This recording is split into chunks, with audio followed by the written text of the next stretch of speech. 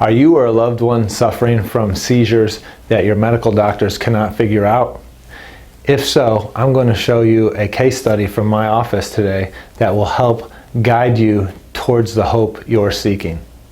You are not hopeless, you just need to look elsewhere for help. I'm Dr. Bartemus, and I'm putting the pieces together to help you live a life at optimal. Let me show you the case of a 69-year-old male from my office who's been suffering from seizures for 2 years that his medical doctors haven't been able to figure out. He's gone to the Cleveland Clinic, he's seen all the experts in the Southeast, he's had 5 CT scans, 3 MRIs, 3 overnight EEGs, and they haven't been able to find any reason for his seizures. So they're saying he has non-epileptic seizures. Well, that's great, but he's still suffering and has no answers. He does have a fancy diagnosis. Big deal, okay? So let's lay out his case for you. So we've got a 69-year-old male, 2 years of non-epileptic seizures with no trigger, no obvious trigger. Okay? So after all the CT scans and EEGs, the cardio workup was clear, the MRIs were clear, the best doctors in the Southeast and at Cleveland Clinic have nothing for him, he's still suffering. What about his history? Well, this guy used to ride 150 miles per week on his bike, so he was very physically active and healthy that way before the seizures started.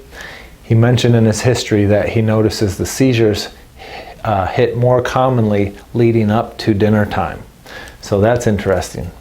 And when he has a seizure, he physically gets bent over and duck walks, and he can't communicate verbally, he can't speak.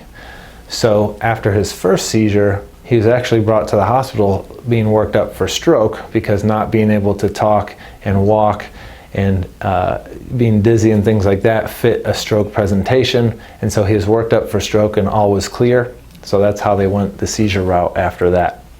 Plus, when you have repeated seizures, you're not going to have repeated strokes like that. Okay, probably one of them will take you out before you have a lot of repeated ones. So this patient, after the 2 years of going through all this, is left with non-epileptic seizures. Well, what does that mean? Okay, to answer that, you have to understand seizure or brain physiology and what happens in seizures.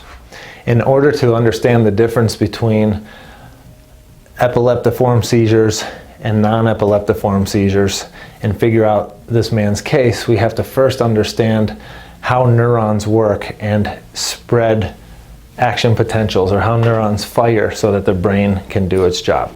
So let's look at that. So to understand that, we first need to understand that at rest, your neurons are resting.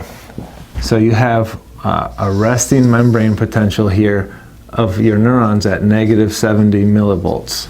Okay? So at -70 millivolts, your neurons are resting. If you wanted to speak or grab your cup of coffee or do anything that requires action, your neurons, your brain has to fire action potentials neuron to get you to reach for that coffee or speak that word. And so you have to actually go above a certain threshold here, which is -40 millivolts, for this neuron to fire. Okay, so if this resting neuron goes above that threshold, then you get an action potential and you reach for that coffee or you speak. Okay, so this is a healthy neuron. This is a healthy resting membrane potential at -70 millivolts. If we look at an unhealthy neuron, you're going to have the same firing threshold at -40 millivolts, but now the resting neuron is higher or closer to reaching threshold. That means it takes less input for that neuron to fire. Okay, so this is an unhealthy resting membrane potential, and in regards to seizure, the less healthy your neuron is and the closer it is to threshold, the closer you are to that epileptic or non-epileptic seizure, to that seizuring event, okay? And what determines if the neuron is healthy or unhealthy at resting membrane potential? The mitochondria in the neuron. The mitochondria are the energy producers of your cells, okay? They make the ATP, which is the energy currency our cells need to do their job. So a healthy mitochondrion or a group of mitochondria in a neuron require healthy blood sugar, healthy oxygen, not too much inflammation, not too much oxidative stress. Okay, inflammation would be fire metaphorically, oxidative stress would be rust. So you don't want too much fire or rust going on in the brain.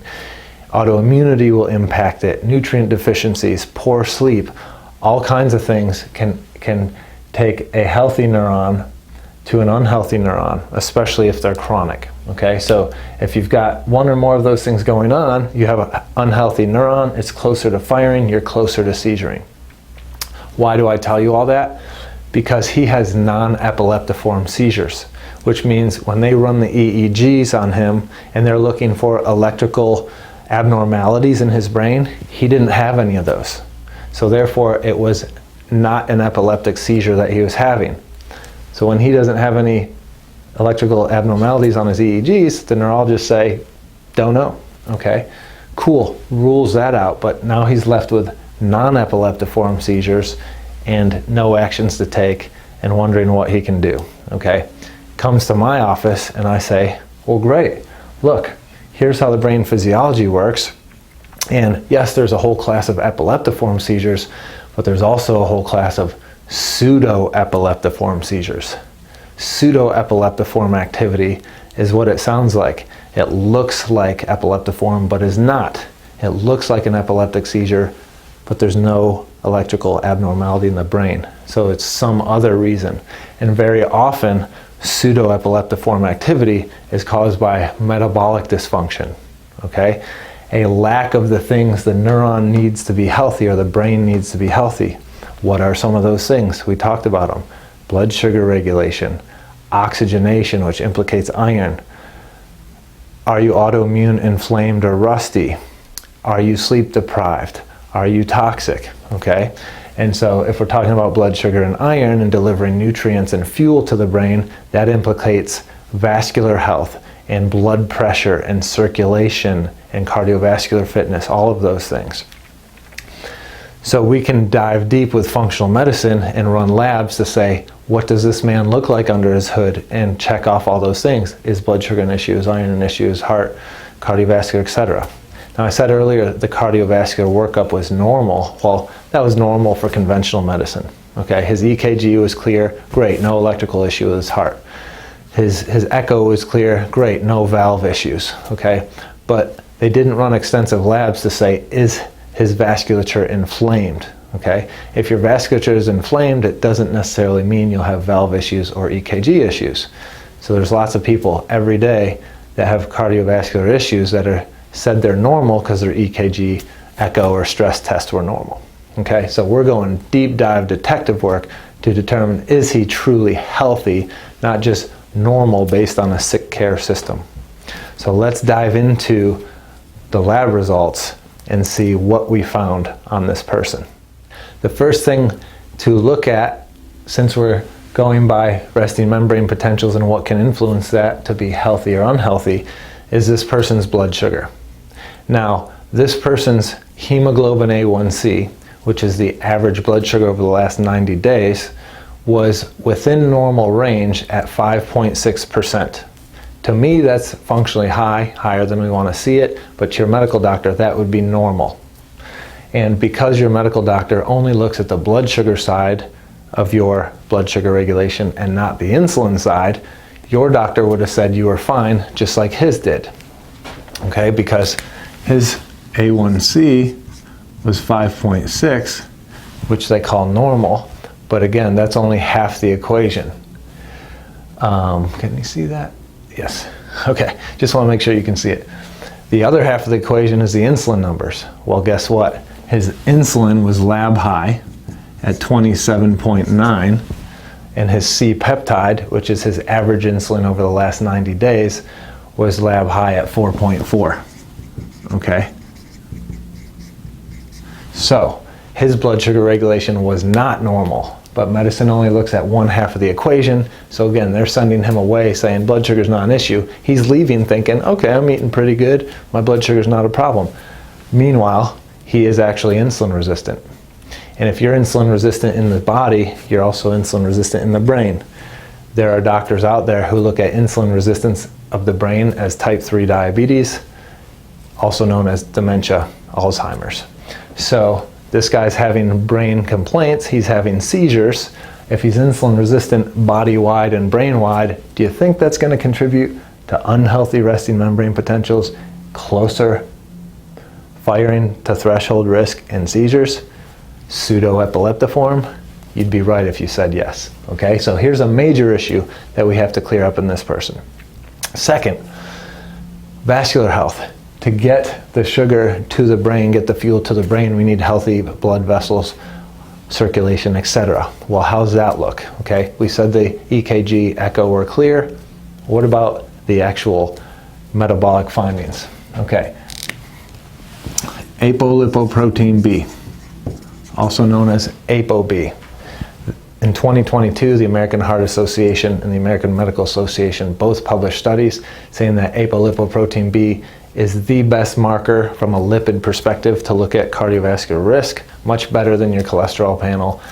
And if that's high, you're at high risk. Well, his was lab high. So that's a big time issue. Lipoprotein indicator of inflammation in the vessels, increased atherosclerosis risk, cardiovascular risk. He also had high phospholipase A2. That is a direct marker of vascular inflammation. So his high PLAC means vascular inflammation. Your vessels run all throughout your body, so if you've got inflammation specifically in the vessels, that's going to impact blood flow and delivery of nutrients and fuel. And if you have inflamed vessels in the arm, you also have inflamed vessels in the brain. Brings you closer to threshold of firing, closer to seizure risk. So we need to put the fire out in his vessels. And by the way, if these are high, he's also at increased risk of heart attack and stroke. Okay. Piling on there, okay, he also had lab high myeloperoxidase, which is inflammation marker and increased risk of cardiovascular disease, cancer, autoimmunity, pain. In his case, we're worried about seizures. The more inflamed you are, the greater your risk of whatever your weak link is. His weak link currently is the pseudoepileptiform seizures. Also lab high, big time here, homocysteine. Homocysteine is an oxidative stress marker or rust marker. Homocysteine drives what's called neuroexcitotoxicity. It's toxic to your neurons and your heart and your kidneys. So if that's high, you're blowing up neurons. What does blowing up neurons sound like? Seizures maybe? Ding, ding, ding. Okay, so lab high homocysteine, very, very disadvantageous in a seizure picture. Research says for every 5-point drop of homocysteine, you're conferred up to a 49% decreased risk of death from all causes. That's huge. In my best-selling book on autoimmunity, The Autoimmune Answer, find it on Amazon, I talk about in the Parkinson's disease chapter that the higher you are above 11 in homocysteine, the faster you're progressing your Parkinson's disease. In a multiple sclerosis context, they want you less than 10 or you're blowing up neurons and progressing disease. Well, his homocysteine was 16, okay? 7 is what we want. So he was almost 10 points higher than we want to be in a healthy range. And if that's that high, driving neuron damage, pushing him closer to threshold, closer to seizures. So if we can lower that, boom, promoting big time reduction in neuroinflammation, neuroexcitotoxicity. Very healthy for him. And also reducing risk of death from all causes. So bang for your clinical buck, big time, good to do. All right, other inflammatory markers. He had lab high uric acid, which is a metabolic dysfunction marker that would tie into his insulin resistance, but it also indicates inflammasome activation, inflammation inside your cells, okay? Neurons are cells. If they're inflamed inside and outside, closer to threshold. Lactate dehydrogenase was lab high. This will tie into poor blood sugar regulation. It will tie into poor mitochondrial health, making them closer to threshold, closer to seizing. Okay? Immunologically, his eosinophils were lab high, and that promotes high histamine. And histamine can drive dizziness, and he's seen all the vertigo specialists, multiple vertigo specialists, and they all told him he was normal. Well, maybe because it's not a vestibular issue, maybe it's an inflammatory issue driving vestibular type symptoms. Okay? And then upon a stool test, he had multiple infections in his gut. He had C. diff, Clostridium difficile, the most commonly contracted hospital-acquired infection. He had E. coli, another common infection you can pick up from contaminated food or water. And he had Helicobacter pylori, which can interfere with your B vitamin absorption, B12 specifically. We need B12 to create the myelin to make healthy neurons. If you're lacking it, neurons are unhealthy, closer to firing. So gut infection drives inflammation. Did he have gut inflammation? Yes. He had lab high calprotectin, which is the gold standard inflammatory marker in the gut, and he had lab high eosinophil activation protein, which where have we heard eosinophils before? Right here. Eosinophils, which are immune cells in your gut and all over your body, but they protect hollow spaces, gut, lung, sinus, bladder, skin, gums. So if eosinophils are high and they're producing high amounts of eosinophil activation protein, the thing they make to battle whatever they're battling, you're going to have high levels of it. He has high levels of it in his gut, and calprotectin tied to the gut infection. Up to 80% of your immune system's in your gut. If your gut's inflamed, soon your whole body's inflamed, and if your body's chronically inflamed, soon you're neuroinflamed. When the brain's on fire, you go from healthy resting membrane potentials to unhealthy, closer to seizing. So here's a gut-brain axis loop that could be influencing his seizures. That again, the neurologist isn't looking at your gut, okay? So that's very important, and we need to be looking at the gut, and we did in this guy. Now what about nutrients that you need for health? Not only do we not want inflammation and bad markers, we also want to have enough pro-health, good markers, right? And one of the key things we need for health is good vitamin D. Well, this patient had lab low vitamin D. And we need vitamin D for dopamine signaling. We need vitamin D as an anti-inflammatory, as an antiviral, as immune system balancing, as barrier integrity for the gut to keep bad things out and good things in. So vitamin D is very, very important for all cells, including neurons, okay? He also had low vitamin B6. Vitamin B6 is a cofactor for over 150 different enzymatic reactions in the body. Enzymes are proteins that do work. Those proteins require nutrients to work. If they require B6 and his B6 is subpar, they may function suboptimally, and now you have symptoms. Well, a major way this could tie into the brain is B6 is the required nutrient cofactor for the production of our neurotransmitter called GABA. Well, GABA is the brake pedal in the brain. It's the calm it down, quiet, okay? So that's the opposite of the gas pedal, which is glutamate, which is the go, go, go, okay? You've heard of glutamate in the form of MSG, okay, monosodium glutamate. Food companies add that to the food because it's excitatory, tricks your brain into thinking the food tastes better, you eat more, you buy more. Shady, right? Well, glutamate, we also need to just reach for our coffee and do what we want to do. We need gas pedals and brake pedals. Excitotoxicity from homocysteine increases glutamate, increases risk of seizing. GABA is that brake pedal and can push back against that process and hopefully calm the brain and lower the risk of seizing. Can't do it without B6. And then coenzyme Q10 was deficient. Coenzyme Q10 is required to make ATP. It's required for our mitochondria, okay, which are the powerhouses of our cells, which we talked about earlier. Mitochondria produce the ATP or the energy for our cells to do their work, right? If our mitochondria are healthy, good neuron health. If our mitochondria are unhealthy, poor neuron health. Now, CoQ10 is required for the mitochondria to produce the energy we need for our neurons and other cells to be healthy and do their jobs. You may have heard of CoQ10 deficiency in the context of statin drugs, because statin drugs are known to cause CoQ10 deficiency. And that deficiency drives many of the symptoms that people who take statins have. The pain, the joint pain, the muscle pain, the fatigue, the brain fog, the short-term memory loss. It's very important to have CoQ10. Well, he's deficient in it. Can't make energy. If the mitochondria don't have what they need to make energy and be healthy, what are they? Unhealthy.